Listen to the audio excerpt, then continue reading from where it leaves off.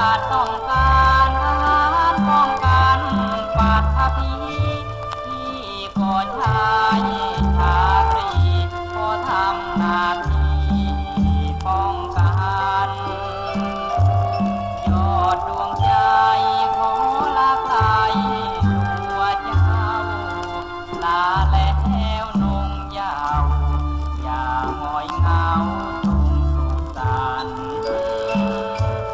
ที่จากไป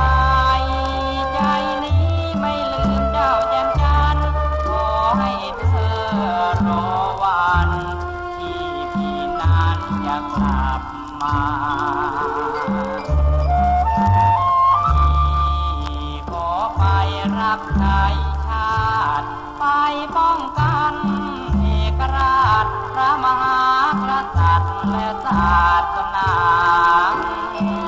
ถึงพี่จะรักเธอนั้นเท่าชีวาชาติสำคัญยิ่งกว่าจึงต้องอำลาห่างไกลพี่ขอลา